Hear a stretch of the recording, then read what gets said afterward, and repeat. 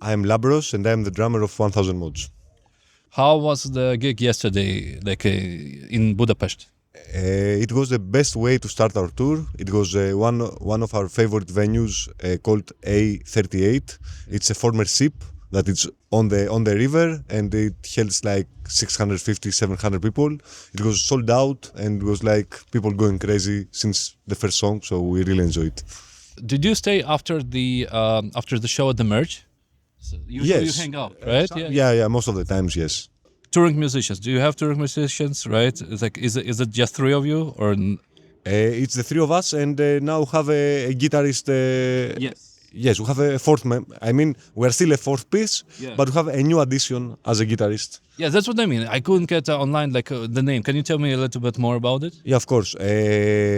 Our former guitarist, Yannis, also one of the founding members, left at the end of 2023. Yes. And then the three of us recorded the new album. We got in the studio, recorded the new album, and since April 2024, we started touring again with some friend of ours taking the place of Yannis. Yes. The first half, I think the half of 24 was with Marios from Blame Kandinsky, more like mathcore band from Athens. And since last November, we played with another Yannis Fotiadis, who is part of the Greek underground stoner rock, heavy rock scene, you name it, since the early zeros. So he has been at a really legendary band called Lord 13, and then he was playing also in other bands and stuff. Now it's, I think this is going to be like the 30th show with us or something like that. All right. Yeah. All right. Because on Instagram you don't tag people that much, so that's why. Okay, or maybe it's my research ability, something like this. So yeah, He's also really shy, so he doesn't want us to, to push his name and his. Yeah, that's what I mean. That's It's not only your fault. Yeah, that's the thing. So with the album, with the new album, I like really the album. I'm your fan, by the way. You don't know, but maybe I discovered you back then from the Van days when it just came out on YouTube, like probably most of the people. And then I disappeared. Not you disappeared, but I disappeared for some time and came back. And you're like fresh, familiar, but fresh. And you know what I mean. Of course. And I know that with each album, it's a statement of what you were listening to, like influences and stuff.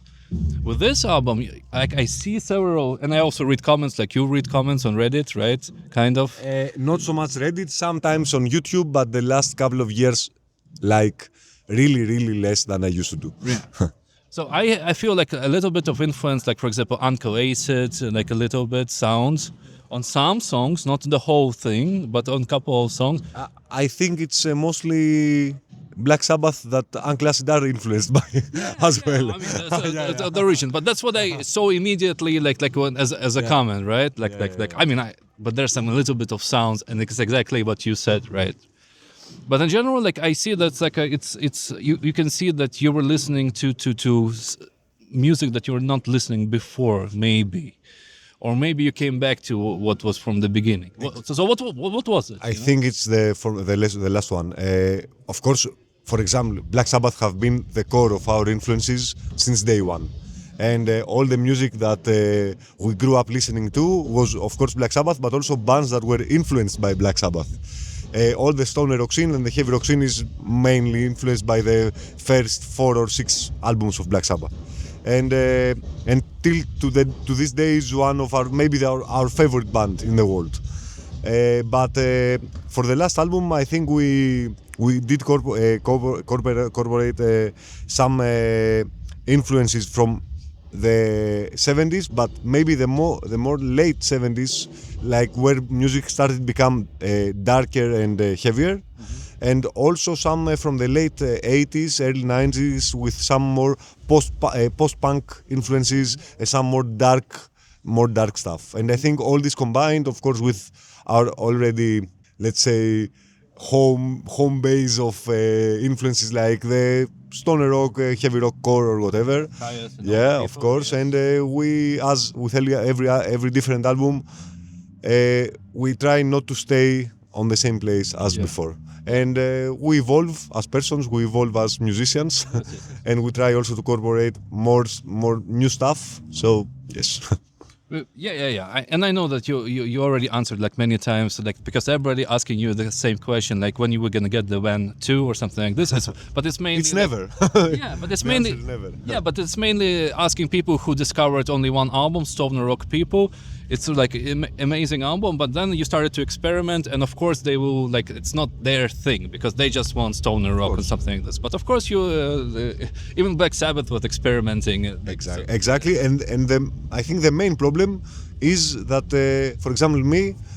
When we recorded Superman Vacation, I was like 22 years old, 23 years old, and we composed all the songs during our really early 20s, like complete naive people, young guys, and at the same time complete naive musicians, and of course not at the same level that we are today. Not that we have reached a good level, but still, and.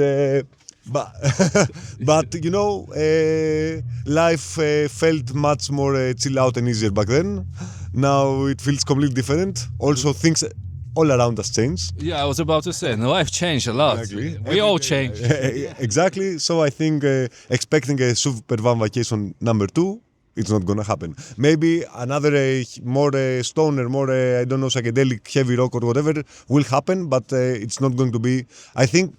What people enjoy most about Supervan Vacation is that it gives them a feeling of freedom and that you don't care of anything, and you are going for for vacation the whole year or whatever, which is something that I think it's not easy to happen in our lifetime, in our life nowadays. Yeah, I mean, I totally agree. I mean, it's a specific album in a specific time, and you were in a specific people, and it was completely. And now people just want nostalgia stuff because they also feel they also grew up. They also want to remember the good times when it was like stoner rock, and it was like it was analog and stuff, and now it feels. And I think streaming was like not so much back then. Not at all. I think we started having songs on Spotify like 2 years after we released Superman Vacation. Yeah. Because I discovered on YouTube. YouTube was a thing, and people and that's a thing also. They experienced the album as an album because it was a YouTube thing. Exactly. Now it's. This doesn't happen anymore, and also I think also the era of video clip doesn't happen anymore because back, I mean, when we released the Repeat Exposure 2 we did our first video clip with Electric Curve and got really popular, and everybody found us. Also, new people found us through this video clip or whatever. I think nowadays also video clip has died because YouTube as a medium of music has died in general. Yeah, I can tell you because I was making music videos, and then it became like really hard, especially after Corona, and then it just died down. It's just people still make music videos, but I fucking make music videos, and I'm not interested in music videos at all at the moment. So, with this album, you said that you're like all around. Have you noticed like what changed about you? Like of course skills, you grew up and stuff like as an artist. But have you noticed that there's something that like something changed in comparison to actually the last album, not the band? Yeah. First of all, it was the first time that we recorded as a 3-piece, so it was something completely new, and it was also the first time that we managed to record in Athens, in our hometown, with. Youth of Dissent, it was the first time that we recorded abroad. We went to Seattle and we recorded with Matt Bales, an amazing producer, and I mean a crazy, a machine on recording. And we managed to bring him now in Athens, and we knew him better as a person and how he works, and he knew us better. So it was really much easier to work again with him. So in our hometown, with a person that we already know and know better and know how he works, and it's the first time, for example, that we managed to bring so many guests to our records, because every time we're recording somewhere else, and it was not easy to do it. Now have 2 guests on vocals, 1 guest on percussion, 1 guest on Hammond, 1 guest on cello. I mean, it was it made us easier to try new stuff. Yeah. Was there like a have you decided what kind of album do you want to make, or was it like one piece by piece that you gathered together? And plus, also, was there material that you didn't put on the album? As every time, we never try to say Think about let's do this. This is a way. Concept album. Never. But there was some material already from COVID era, because we released the previous album during the first quarantine, and then we were just home for 2 years. So some ideas started being created back then. But also we created a lot of stuff like 3 or 4 months on the pre-production, let's say, of the album. So it's like a balance between stuff that were already grew inside us and stuff that they were born like just before, and try to do it as better as we can. On the other hand, it was just only one song, Gods and Hammer, was created as a 4-piece with Yannis back then, and all the rest of us, all the rest of the songs was just from the 3 of us. The first question is no. Yeah, the first version is no. It just came how it was. Yeah, but it's a thing. It's just some people do, some people don't. Like I remember, like I know that Color Haze is like one of your big influences, right, Stefan? Like when I when I asked him like about his stuff, and he went on completely like. He went deep into what is music, and like he's like, if I want to make like a good pop song, I can make it, no problem. But what it is, like he went deep into it.